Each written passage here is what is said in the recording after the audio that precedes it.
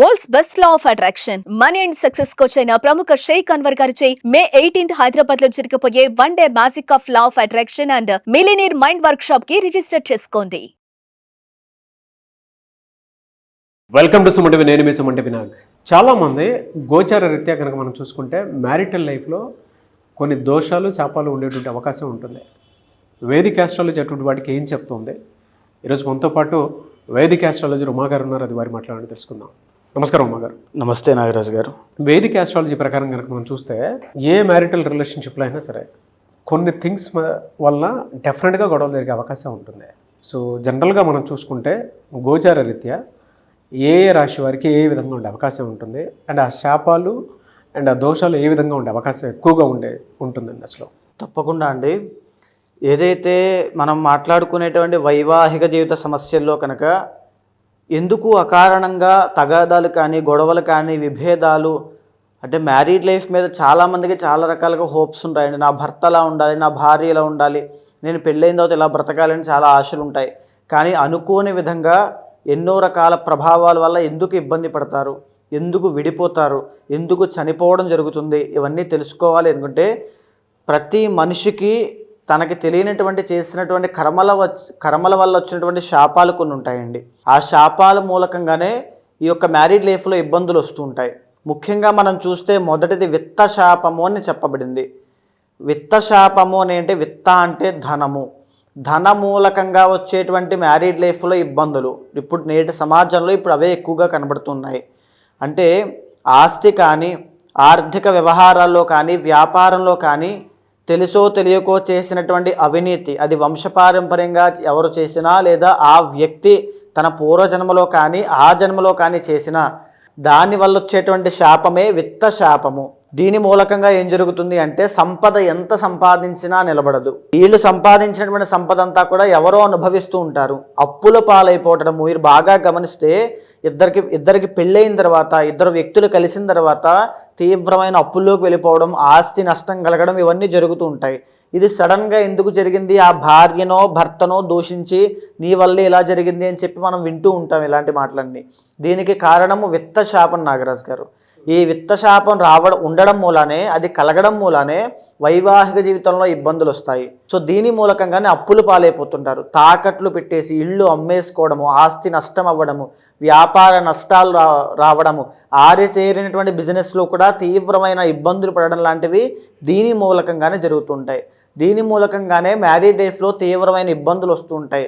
వినకూడనటువంటి మాటలు వింటారు, తద్వారా విభేదాలు, అనేక రకాల సమస్యలకి విత్త శాపం అనేటువంటిది కారణం అవుతుంది. ఇక రెండవది చూస్తే విషయ శాపము. శుక్రబలం తగ్గడం మూలాన వచ్చేటువంటి శాపముగా దీన్ని గుర్తించవచ్చు.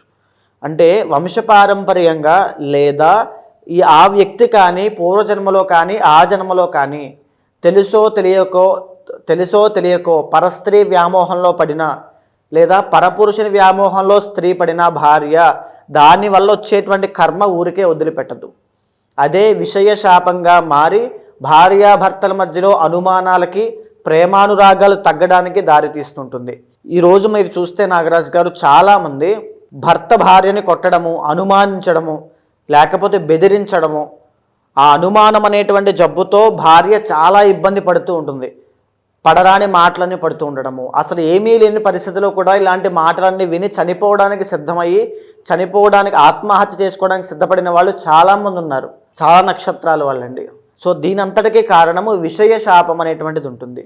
ఆ విషయ శాపము భార్య కానీ భర్త కానీ చేసుకున్నటువంటి కర్మ వల్ల, ఎవరైతే వేరే వాళ్ళ మీద వ్యామోహం పెరిగి చేసుకున్నటువంటి కర్మ వల్ల చాలా మంది అఫైర్స్ మీరు చూస్తే ఈ యొక్క శాపం మూలకంగానే పరస్త్రీ వ్యామోహము, ఈ శాపం మూలకంగానే ఇక్కడ సంపాదించిన డబ్బంతా తీసుకెళ్ళి అక్కడ పెట్టడము, వీళ్ళ యొక్క కుటుంబానికి సంతానానికి డబ్బులు లేకపోవడము, ఈ యొక్క శాపం మూలకంగానే వ్యసనాల బారిన పడడము, జూదం అనేటువంటిది అలవాటు అవ్వడము, డబ్బులన్నీ నాశనము, ఆస్తి నాశనం చేయడము, ఇవన్నీ కూడా కుటుంబం అంతా విచ్ఛిన్నం అవ్వడం అనేటువంటిది ఇక్కడి నుంచే ప్రారంభమవుతుంది.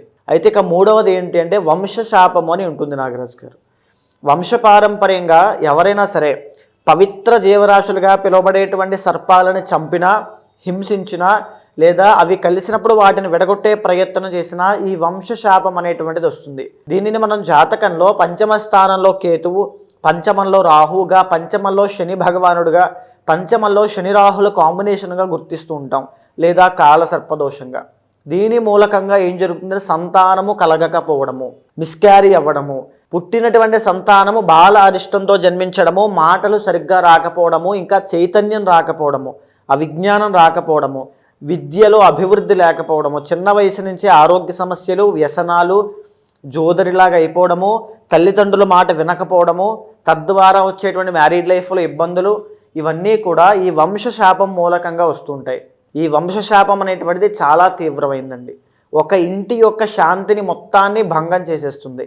ప్రశాంతంగా ఎవరు ఉండలేరు. తరువాత 4వది కర్మవశము అని ఉంటుందండి. కర్మవశము అని అంటే ఉదాహరణకి భార్యాభర్తలు జాతకాలు చూసుకుని చేసుకున్నా, చూసుకోకుండా చేసుకున్నా, లవ్ మ్యారేజ్ చేసుకున్నా, ఇద్దరి యొక్క మనస్తత్వాలు కుదరకపోవడము, ఈగో ప్రాబ్లమ్స్కి వెళ్ళడము, నువ్వా నేనా అనేటువంటిది, ఇద్దరికి డబ్బులు ఉంటాయి, ఇద్దరు కుటుంబాలు బాగుంటాయి, వీళ్ళకి ఒకరికొకరు నచ్చదు అంటే బిఫోర్ అండ్ ఆఫ్టర్లా ఉంటుంది.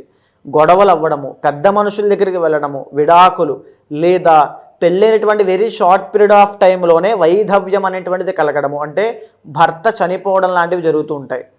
సో దీన్ని అష్టమ స్థానంలో ఉండేటువంటి కుజుడు కుజదోషంగా, కర్కోటక అనేటువంటి కాలసర్పదోషంగా గుర్తించవచ్చు. అష్టమ స్థానంలో రాహు, ఈ యొక్క కేతు ప్రభావం వల్ల. ఈ యొక్క కర్మవశం అనేటువంటిది ఎవరికైతే ఉంటుందో వాళ్ళు ప్రశాంతంగా ఉండలేరు. Within 1 year తిరగకుండానే విడిపోతుంటారు. ఇది కర్మవశం. పూర్వజన్మలో చేసుకున్నటువంటి కర్మ, తరతరాలుగా వచ్చినటువంటి కర్మ, ఎక్కువగా సంతానాన్ని పొందడము, ఇవన్నీ కూడా శాపాన్ని గుర్తించేటువంటి విధానంగా మనం చెప్పచ్చు.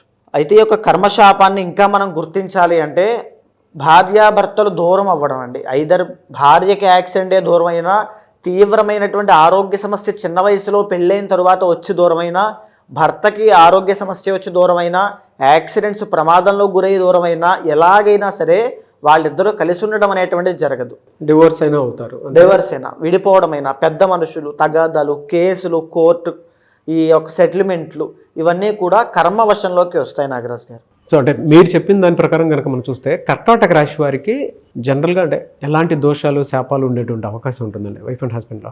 ఇప్పుడు మనం ఏదైతే శాపాల గురించి మనం మాట్లాడుకున్నామో అండి, దాంట్లో కర్కాటక రాశి వాళ్ళకి విత్త శాపము, ఇంకా చెప్పాలి అంటే కర్మవశం అనేటువంటిది చాలా తీవ్రంగా ఉంటుంది. మీరు చూస్తే పుష్యమి నక్షత్రం వాళ్ళు కానీ, ఆశ్లేష నక్షత్రం వాళ్ళు కానీ కర్కాటక రాశికి సంబంధించి ఈ యొక్క మ్యారీడ్ లైఫ్లో ఇష్యూస్ అనేవి చాలా ఎక్కువగా ఫేస్ చేయడము, అసంతృప్తికి లోనవ్వడము, లేదా చాలా కేసెస్లో ఈ కర్మవశం అనేటువంటి శాపం మూలాన పెళ్ళైన తర్వాత తీవ్రమైన హెల్త్ ఇష్యూస్ కానీ, యాక్సిడెంట్స్లో మరణము చెందడం కానీ జరిగే అవకాశాలు ఎక్కువగా ఉంటాయి. సో అందరికని నేను చెప్పట్లేదు, కర్మవశం ఉన్నటువంటి జాతకంలో అండి. తర్వాత ఏమిటి అంటే ఈ కర్మవశం మూలానే విత్త శాపం మూలా కూడా పెళ్ళైన తరువాత భర్త లేదా భార్య ఇద్దరి యొక్క ఆర్థిక సమస్యలు చాలా డౌన్ అయిపోతాయండి.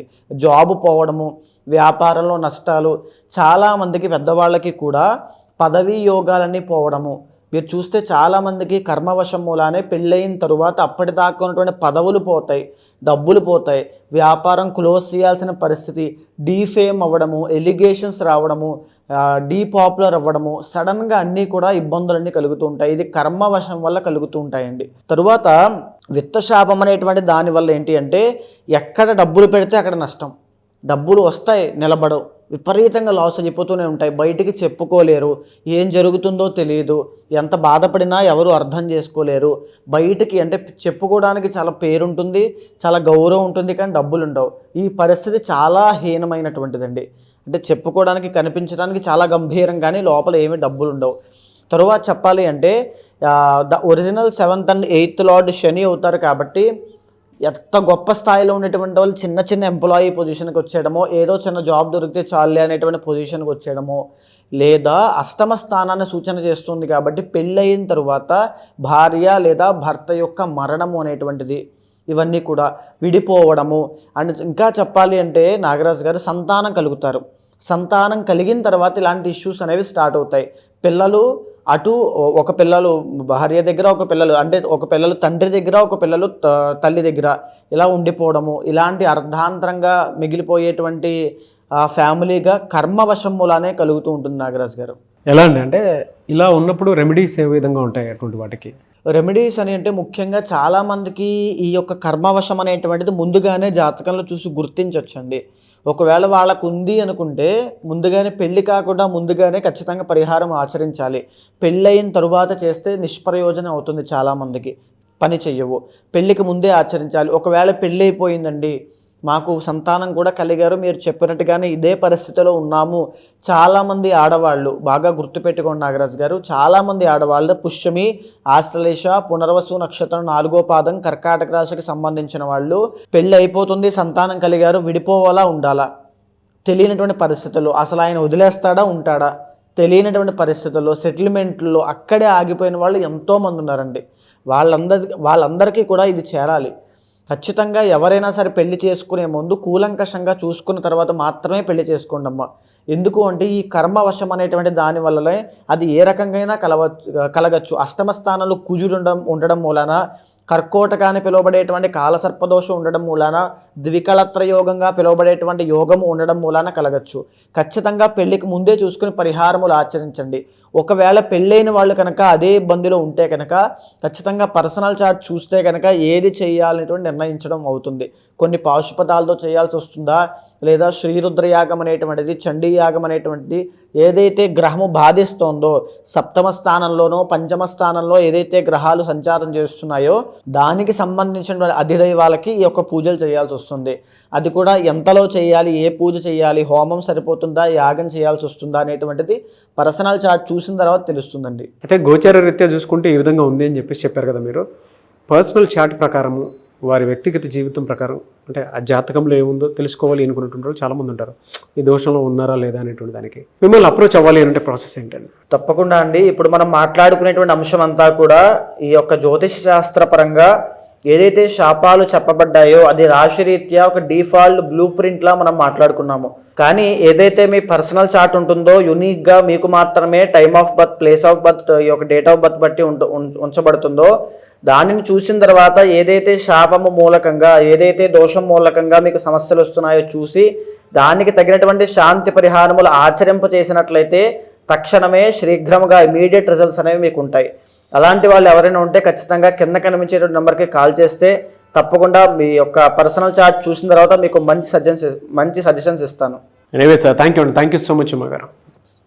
చూసారు కదండి వీడియో. ఈ వీడియోపై మీ అభిప్రాయాన్ని కమెంట్ బాక్స్లో పోస్ట్ చేయండి. ముఖ్యంగా మీరు కనుక మీ వ్యక్తిగత జాతకం ప్రకారం ఏ విధంగా ఉంది ఏంటని జాగ్రత్తలు పడి, ఈవెన్ వైఫ్ అండ్ హస్బెండ్ రిలేషన్షిప్లో ఉన్నా, లేదు అని అంటే జనరల్గా కెరీర్ పాయింట్లో చూసినప్పుడు మీ వ్యక్తిగత జాతకం ప్రకారం ఏ విధంగా ఉండే అవకాశం ఉంటుందని మీరు తెలుసుకోవాలనుకున్నా కూడా స్క్రీన్ మీద ఉమా గారి కాంటాక్ట్ నెంబర్ కనిపిస్తుంది. దాన్ని మీరు కాల్ ఆర్ మెసేజ్ వాట్సాప్ చేసి మీరు డెఫినెట్గా అపాయింట్మెంట్ బుక్ చేసుకోవచ్చు. అండ్ ఈ వీడియో లైక్ చేయండి, షేర్ మాత్రం తప్పకుండా చేయండి.